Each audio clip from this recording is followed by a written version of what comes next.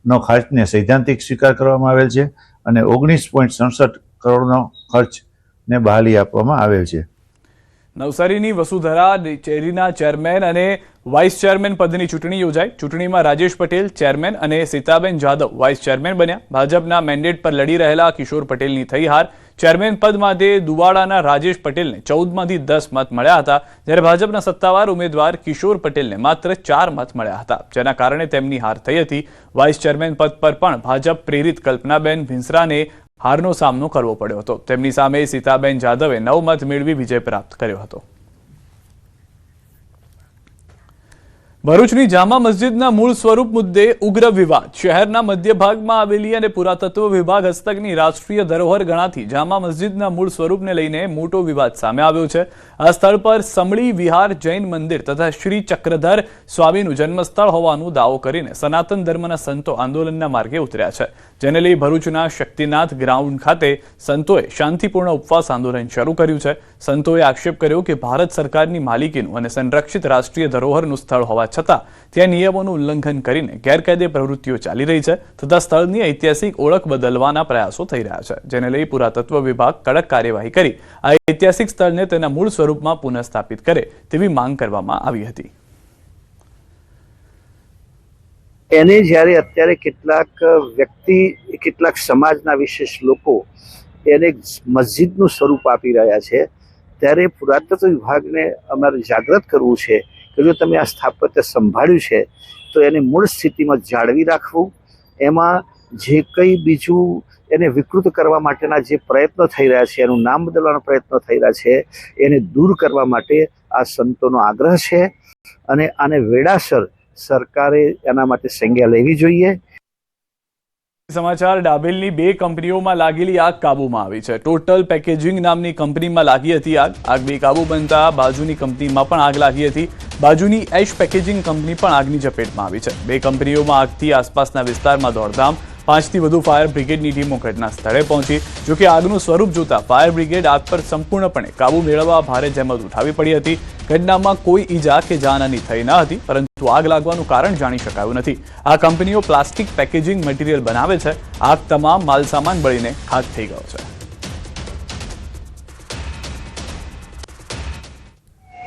અને શોર્ટ સર્કિટના હિસાબે ફાયર થયું છે. ફાયર થતાં જ એમને દમણ ફાયર બ્રિગેડને જાણ કરી. વિધિન 5 મિનિટમાં ફાયર બ્રિગેડ આવી ગઈ. વાપી નોટિફાઈડની ફાયર બ્રિગેડ આવી ગઈ. વેલનોન અને આરતીનો પણ સપોર્ટ રહ્યો અને ઓલમોસ્ટ કાબુમાં આવી ગઈ છે. નહીં, જરા પણ નહીં, કોઈ ક્લેઝ્યુટી નથી અને કોઈ અંદર હતું પણ નહીં. બધાને બહાર કાઢી મૂક્યા હતા પહેલા. કે ટોટલ પેકેજિંગમાં પહેલે આગ લાગી. ટોટલ પેકેજિંગમાં આગ લાગવાથી પછી ત્યાં કેમિકલના ડ્રમ હતા, એ ફાઈટા એનાથી બાજુમાં પકડી લીધી. વલસાડથી, સેલવાસથી, ટોટલ વાપી કંપનીવાળી બધી છે, આરતી કેમિકલ, વેલ્સપોન કંપની, આલોક કંપની, બધાના સહયોગથી. દમણના ડાભેલ ઇન્ડસ્ટ્રીયલ વિસ્તારમાં આવેલી 2 કંપનીઓમાં ભીષણ આગ લાગી હતી. શરૂઆતમાં છે આ ડાભેલ વિસ્તારમાં આવેલી ટોટલ પેકેજિંગ નામની કંપનીમાં આગ લાગી હતી. જોકે કંપનીની અંદર મોટી માત્રામાં પ્લાસ્ટિકનો તૈયાર અને કાચો માલ સંગ્રહ કરેલો હોવાથી થોડી જ વારમાં આગે વિકરાળ સ્વરૂપ ધારણ કર્યું હતું અને ટોટલ પેકેજિંગ નામની કંપની, આખી કંપની આગની જ્વાળાઓમાં લપેટાઈ ગઈ હતી. આ કંપનીમાં લાગેલી આગ બેકાબૂ બનતા બાજુમાં આવેલી અન્ય એક એસ પેકેજિંગ નામની કંપનીમાં પણ આગ પ્રસરી હતી અને તેમાં પણ છે પ્લાસ્ટિકનો તૈયાર અને કાચો માલ મોટી માત્રામાં સંગ્રહ કરેલો હોવાથી આગે છે બેકાબૂ બની હતી ને એક સાથે બે મોટી કંપનીઓમાં આગ લાગતા આસપાસના વિસ્તારમાં દોડધામ મચી ગઈ હતી. બાજુમાં અન્ય કંપનીઓ પણ આવેલી છે, તે કંપનીના સંચાલકો અને કામદારોના જીવ પણ અદ્ધર થઈ ગયા હતા. જ્યારે કંપનીમાં આગ લાગી એ વખતે કામદારો અંદર હાજર હતા, પરંતુ શરૂઆતમાં આગ લાગતા જ તમામ કામદારો છે સલામત રીતે બહાર દોડી આવ્યા હતા અને ત્યારબાદ છે ફાયર બ્રિગેડની ટીમને જાણ કરાતા પ્રથમ દમણની ફાયર બ્રિગેડની ટીમો સ્થળ પર પહોંચી હતી અને આગ પર કાબૂ મેળવવા પ્રયાસ કર્યા હતા. જોકે આગની જે માત્રા હતી એ વધારે હતી અને આગે મોટું સ્વરૂપ ધારણ કરતા આગ બંને કંપનીઓમાં લાગેલી આગ બેકાબૂ બની હતી અને આજુબાજુના જે દમણની ઉપરાંતની સંઘ પ્રદેશ, દાદરાનગર હવેલી અને વાપીથી પણ ફાયર બ્રિગેડની ટીમોને કામમાં અહીંયા આગળ મદદ માટે બોલાવવામાં આવી હતી. આમ 7થી વધારે ટીમો છે આગ પર કાબૂ મેળવવા માટે ભારે પ્રયાસ કર્યા હતા. જોકે કંપનીઓમાં મોટી માત્રામાં પ્લાસ્ટિક અને છે એનો તૈયાર અને કાચો માલ સંગ્રહ કર્યો હોવાથી વધારે ફાયર બ્રિગેડની જરૂર જણાતા વલસાડથી પણ ફાયર બ્રિગેડની ટીમોને અહીંયા આગળ મદદ માટે બોલાવવામાં આવી હતી. આમ 10થી વધારે ફાયર બ્રિગેડની ટીમો અત્યારે આગ પર કાબૂ મેળવવા પ્રયાસ કરી રહી છે. જોકે બંને કંપનીઓ મોટી કંપનીઓ છે અને મોટી માત્રામાં તૈયાર અને કાચો માલ સંગ્રહ કરેલો હોવાથી આગે મોટું સ્વરૂપ ધારણ કર્યું છે અને આગ પર સંપૂર્ણપણે કાબૂ મેળવવા માટે કલાકોનો સમય લાગી શકે છે. ભરતસિંહ વાઢેર, ન્યૂઝ 18 ગુજરાતી, દમણ. આંકલાવના કોંગ્રેસ તથા કરણી સેનાના આગેવાન આપમાં જોડાયા છે. સંજયસિંહ રાજે આપ પ્રદેશ પ્રમુખ ઈસુદાન ગઢવીના હસ્તે ખેસ પહેર્યો છે. મોટી સંખ્યામાં સમર્થકો સાથે આપમાં જોડાયા. સંજયસિંહ રાજ વર્ષોથી કોંગ્રેસમાં કાર્યરત છે. સંજયસિંહ રાજ આપમાં જોડાયા છે. ઈસુદાન ગઢવીએ સત્તાવાર જાહેરાત કરી હતી. સંજયસિંહ સહિત ભાજપ કોંગ્રેસના 60 આગેવાનો સમર્થકો સાથે આપમાં જોડાયા છે. વિચારધારાથી પ્રેરિત થઈને સંજયસિંહ રાજ આપમાં જોડાયા હોવાનું કહ્યું ઈસુદાને. આપ આણંદ જિલ્લા પ્રમુખ વિજયભાઈની આગેવાનીમાં આપમાં જોડાયા છે. આપે સમગ્ર ગુજરાતમાં આજથી ડોર ટુ ડોર કેમ્પેઇન શરૂ કર્યું છે તેવી પણ જાણકારી આપવામાં આવી છે. એવા સંજયસિંહજી રાજ આજે એમના ભાજપ અને કોંગ્રેસના લગભગ 60 જેટલા પદાધિકારીઓ, સામાજિક આગેવાનો સાથે આજે આમ આદમી પાર્ટીમાં જોડાઈ રહ્યા છે. આમ તો તેઓ 3-4 હજાર લોકો સાથે આગામી સમયમાં સભાઓ કરીને જોડાશે, પરંતુ આજે પ્રદેશ કાર્યાલયે તેઓ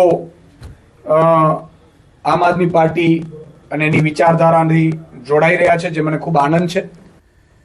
પીએમ મોદીના ગુજરાત પ્રવાસને લઈને મોટા સમાચાર. 12 જાન્યુઆરીએ પીએમ કરશે ઉદ્ઘાટન. મેટ્રો રેલના ફેઝ 2ના ભાગનું ઉદ્ઘાટન કરશે. રિવરફ્રન્ટથી મેટ્રોમાં સવારી કરશે પીએમ મોદી. મહાત્મા મંદિર સ્ટેશન સુધી મેટ્રોમાં જશે પીએમ મોદી. નવી લાઇન હેઠળ સેક્ટર 10થી મહાત્મા મંદિર દરમિયાનનું સ્ટેશન જાહેર કરવામાં આવશે. આ સાથે Ahmedabad Gandhinagar metro rail project પૂરો થઈ જશે. સાથે ઉલ્લેખનીય છે કે પીએમનો રાજકોટનો કોડ શો જે છે તે રદ કરવાનો નિર્ણય લેવાયો છે. તો જે રોડ શો કરવામાં આવવાનો હતો રાજકોટમાં તે રદ કરવાનો નિર્ણય લેવામાં આવ્યો છે. પરંતુ તેની સાથે સાથે હવે આખું જે અમદાવાદ ગાંધીનગરને કનેક્ટ કરતો મેટ્રોનો કોરિડોર છે તે સંપૂર્ણપણે કાર્યરત થઈ જશે. ફેઝ 2 હવે સફિશિયન્ટ રીતે લોકો માટે ઉપલબ્ધ થઈ જશે, જેમાં મોટી સંખ્યામાં લોકો મેટ્રોનો ઉપયોગ કરી શકશે એક જગ્યાએ બીજી જગ્યાએ જવા માટે. અને અમદાવાદ અને ગાંધીનગરને જે જોડવાનું વિઝન હતું જે મેટ્રો થકી થઈ શકે તે પૂર્ણ થતું જોવા મળશે.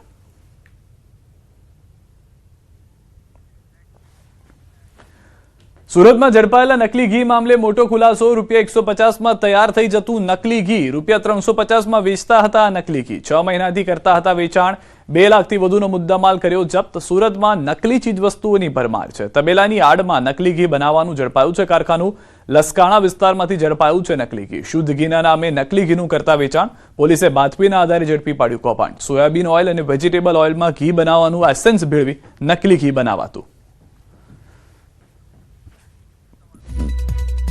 તો નકલી ઘીનો જે વેપલો ચાલી રહ્યો હતો તેને લઈને ન્યૂઝ 18 ગુજરાતીના સવાલ છે. લોકોના સ્વાસ્થ્ય સાથે કોણ કરી રહ્યું છે છેડા? વારંવાર નકલી જથ્થો ઝડપાઈ રહ્યો છે. નકલી ઘીનું નેટવર્ક ક્યાં સુધી ફેલાયેલું છે તેને લઈને પણ તપાસ કરવી જરૂરી છે, જેથી લોકોને ખ્યાલ આવે કે સુરત સુધી સીમિત છે કે સમગ્ર રાજ્યમાં આ રીતની પરિસ્થિતિ છે. ભેળસેળિયા તત્વો વિરુદ્ધ શું પગલાં લેવામાં આવશે તે પણ જાહેર કરવું જરૂરી છે. जिससे डुप्लीकेट घी का जत्था 319 किलो, साथ में वेजिटेबल और सोयाबीन ऑयल 856 kg और बाकी घी बनाने का एसेंस टोटल मिला के 2,11,865 रुपए का मुद्दा माल वहाँ से बरामद हुआ है.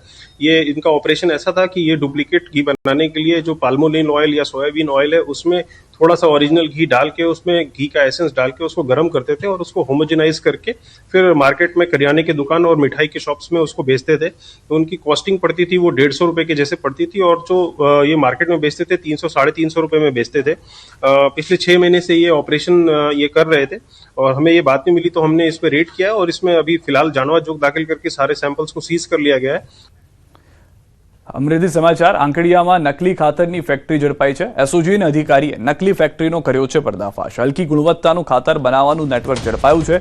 નિરીમા એગ્રો પ્રોડક્ટ્સ ફેક્ટરીમાં એસઓજીએ પાડ્યા દરોડા. પોલીસે 16.74 લાખનો મુદ્દામાલ જપ્ત કર્યો. પોલીસે આરોપીને પકડવા ચક્રો ગતિમાન કર્યા છે.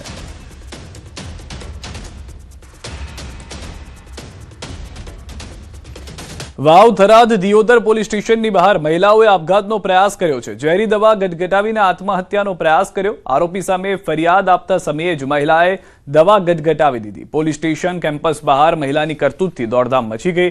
મહિલાને તાત્કાલિક ધોરણે સારવાર અર્થે ખસેડાઈ છે. દિયોદર પોલીસે સમગ્ર મામલે તપાસ હાથ ધરી છે.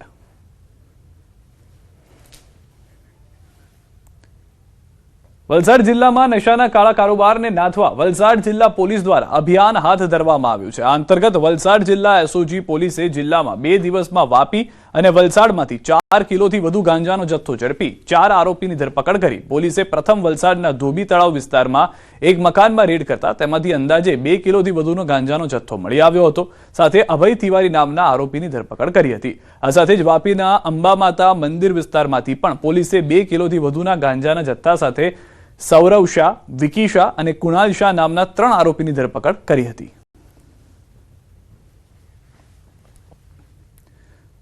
અમદાવાદના વસ્ત્રાલમાંથી દેશી તમંચો અને 4 જીવતા કારતૂસ તથા ધારદાર છરી સાથે 2 શખ્સોની ધરપકડ થઈ છે. ઝોન 5 એલસીબીએ બંને આરોપીઓ છોટુસિંહ કુશવાહ અને આયુષ યાદવની ધરપકડ કરી છે. મળતી વિગત મુજબ છોટુસિંહ 2 મહિના પહેલા થયેલી બોલાચાલીનો બદલો લેવા અને હત્યાના ઈરાદે હથિયાર લાવ્યા હોવાનું તપાસમાં સામે આવ્યું. સમગ્ર મામલે રામોલ પોલીસે વધુ તપાસ હાથ ધરી છે.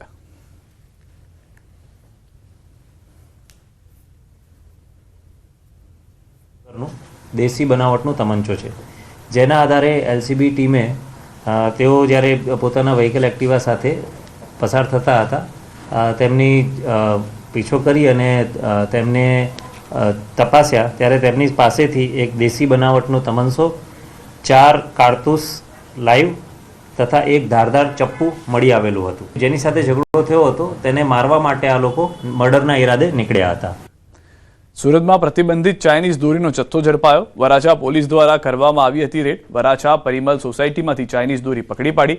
રેડ દરમિયાન એક આરોપીને ચાઇનીઝ દોરા સાથે ઝડપી પાડ્યો. દોરી ઉપર સ્પષ્ટપણે લખવામાં આવ્યું હતું કે આ દોરા માત્ર ઇન્ડસ્ટ્રીઝ ઉપયોગ માટે છે.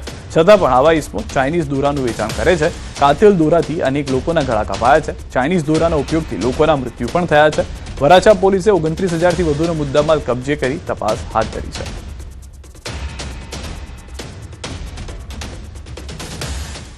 અમદાવાદ મહાનગરપાલિકાની બેઠકને લઈને ગરમાયું રાજકારણ. વિપક્ષ નેતા શહેજાદ ખાનના ભાજપ પર પ્રહાર. ભાજપનું સબકા સાથ સબકા વિકાસનું સૂત્ર દેખાડા પૂરતું છે. બેઠકમાં કોંગ્રેસના એમએલએ અને કોર્પોરેટરને ન બોલાવ્યા હોવાની પણ વાત કરવામાં આવી છે. નાગરિકોના પ્રશ્નોની બેઠકને પક્ષની બેઠક બનાવી કોંગ્રેસને મત આપનાર લોકો અમદાવાદના નાગરિક નથી તેવો સવાલ કરવામાં આવ્યો.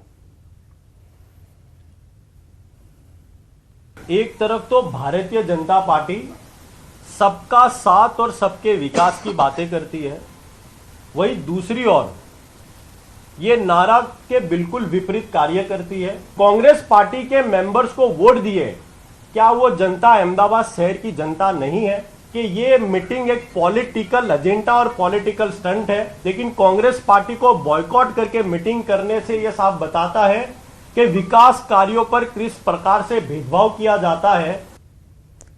વિપક્ષ નેતાના બેઠક અંગેના નિવેદનનો મામલો પ્રભારી મંત્રી ઋષિકેશ પટેલે બોલવાનું ટાળ્યું. બેઠક પ્રશ્ન ઉકેલવા માટેની હતી. અહીંયા આગળ પ્રશ્ન કરતા પણ પ્રશ્નના ઉકેલમાં પ્રશ્ન ઊભા કરવા માટેની આ મીટિંગ નહોતી. આ મીટિંગ કેવળ ને કેવળ જે પ્રશ્નો છે એ પ્રશ્નને ઉકેલ કરવા માટેની મીટિંગ હતી, પ્રશ્નો ઊભા કરવાની નહોતી.